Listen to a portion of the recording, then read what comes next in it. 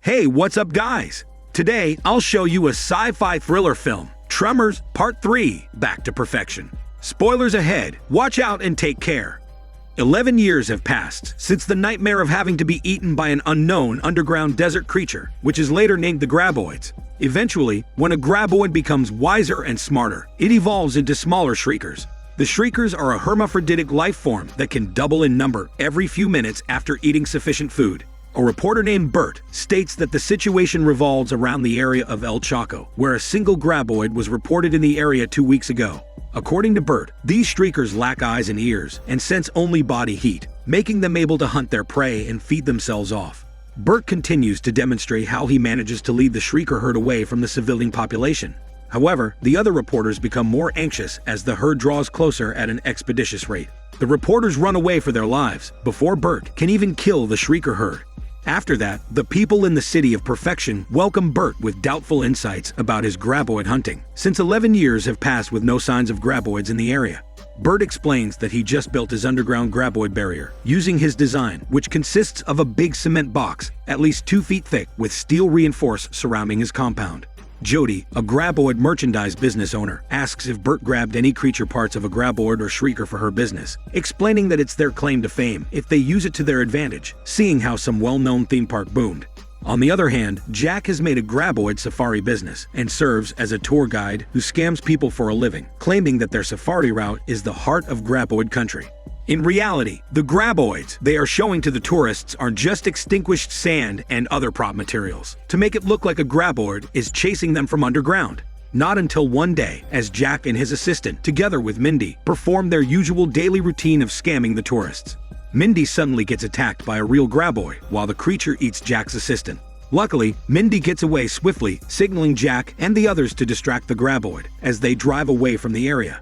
Burt recognizes the seismic waves from his system, so he proceeds to buzz the red alarm, signaling the people of the city to go up their roofs immediately and beware of any Graboid that may come any minute.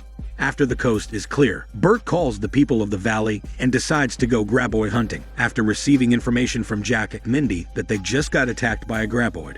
Burt requests toy trucks, which he will use as bait, and when a Graboid swallows it, Burt will detonate the explosive. A few minutes later, just when Burt is ready to go Graboid hunting, things start going south when the agents halt Burt's plans, claiming that he's there to ensure adherence to the law protecting the Graboids, as they are considered to be endangered species. Therefore, an immediate ban on hunting Graboids in Perfection Valley will be implemented. Instead, the Graboids found will be trapped and transported alive, and will be a subject for study. Jack is a fan of Burt, and he negotiates with the agents, telling them that if they can catch a Graboid alive, they will let Burt hunt Graboids, to which Burt hesitantly agrees, as he knows how smart and how wise these creatures are. This situation instantly turns Jack to be Burt's assistant, and they immediately go off to go Graboid hunting. Coincidentally, when the two set off to their agendas, the doctor just went back from his expenditure hunting a Graboid egg, which proves his theory on how Graboids reproduce. As Burt and Jack continue their adventure, a Graboid suddenly attacks their car while they're resting. While Burt is on the ground, he accidentally gets swallowed by the Graboid and is assumed dead by Jack. After a few moments, Burt's walkie-talkie suddenly makes a sound. Burt says that he's alive and well inside the Graboid's stomach. Burt instructs Jack to engage with the Graboid, who's now crawling away from the area where Jack is currently standing. Jack leads the Graboid to Burt's front gate. A head-on collision happens, and the Graboid is killed underground. Jack tries to get Burt out of the Graboid's stomach, and Jody comes at an exact time where Burt just grossly gets out, telling them that Burt and Jack need to be supervised. The following moment, Burt and the others set off to hunt some Graboids. Suddenly, they bump into the doctor. They find him scared, while covered in cold spray. The doctor explains that the agents found a hollow Graboid on the surface, so they examined it until they heard screaming. He says that everything happened so faster than he can process in his mind, and he witnessed the agents being torn into pieces. Agitating, he cold sprayed himself to hide his body heat. Unfortunately, during that crucial time, it wasn't effective, leaving the doctor's lifeless body in front of them seconds later after his explanation. Burt believes that he's responsible for killing the Graboids and protecting the peace in their valley. Burt proceeds to share his knowledge with his team of 3 members. He says that they are also dealing with shriekers, which he can't track with his device. so he switches to using more advanced infrared satellite images. He continues to explain that when shriekers first emerge, it multiplies into 6 creatures as it feeds themselves, meaning they must kill them before it finds food. After a while of walking through the desert, the team finds a massive graboid, just like the one that swallowed Burt a while ago. Quickly, they jump on the nearest boulder, making the graboid unable to sense them. However, the massive graboid guards the boulder where the team is standing on.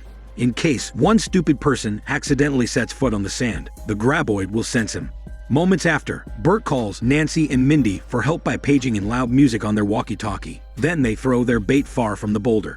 From a good distance, Burt threw his explosive right into the area where the graboid is. Strangely, the graboid made no sign of being killed, so the team investigates the area, only to see the graboid shed its skin, meaning that the graboid has now evolved into a shrieker. Wary of their surroundings, Burt and company look for any signs of the newly evolved graboid. Jody calls them the ass blasters. These new creatures' physiques are different from a graboid or a shrieker. Though it looks like it also has a heat sensor like a shrieker, it's not as big as a graboid, and its strengths and weaknesses are unknown.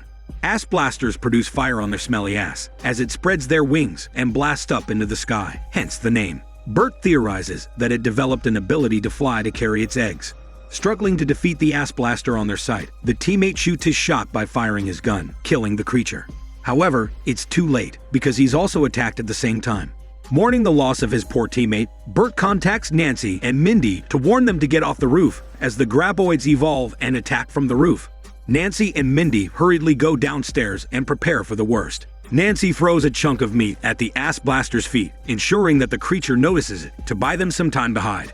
Unexpectedly, she succeeds as they run inside the meat locker and watch the ass blaster eat all the food in their store.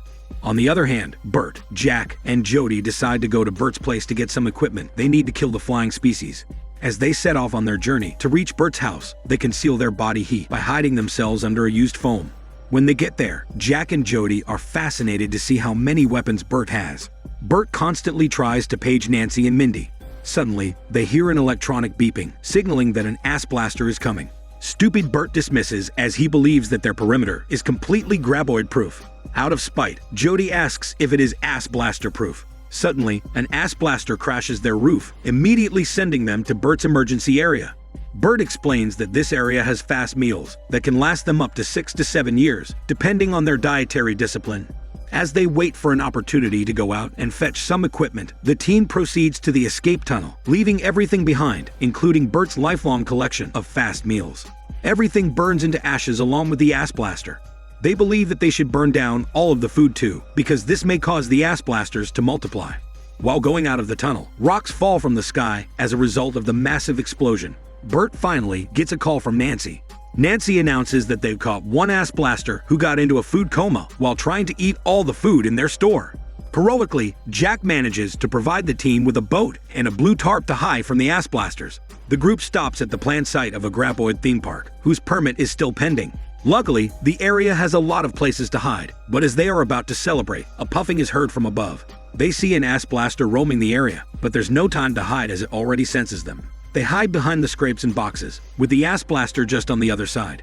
The team struggles to get out of the area. Suddenly, Jack gets an idea. He proposes to crush the ass blaster's ass by pushing the heavy metal scrape in front of it. The team helps him, and they quickly celebrate once again for their victory. However, 4 ass blasters are flying towards them, causing them to panic as they search for a place to hide once again. This time, the team hides inside a portable restroom and assesses the situation. Burt gets irritated for his lack of equipment and states that since the ass blasters are full of flammable chemicals, they could ignite it somehow or get them to swallow something hot, resulting in Jack thinking of making something they made as a kid. Jack calls it a potato gun, and it's made from an old pipe with one end sealed up. When put in a few drops of lighter fluid, one should stick in the potato and light the pipe to make the potato blast for 100 yards. Jody adds that instead of a potato, they shoot a flaming arrow. Burt likes the idea, and once again, the team set off on a shopping spree in the area to look for the things they needed for their potato gun.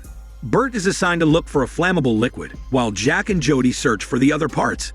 As the team goes their separate ways, Jody is the first one to find a pipe. Unluckily, an ass blaster senses Jody. Hurriedly, Jody runs inside a trailer, but she's having a hard time closing the door, making the ass blaster catch up to her. Jody throws random things at the creature, and fortunately, there's a window that fits her physique perfectly. She uses the window for her escape. She sees that the ass blaster doesn't fit its fat ass right in, so she immediately closes the door. Minutes later, the creature tries to blast its way up.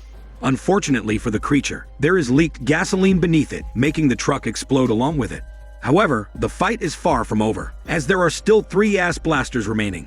Just in time, the team has all the equipment that they need. As nighttime falls, they are all set to hunt some ass blasters. The first one is killed in the air by Burt with its newly built potato gun. Another one attacks them head-on and breaks the glass on their skylight.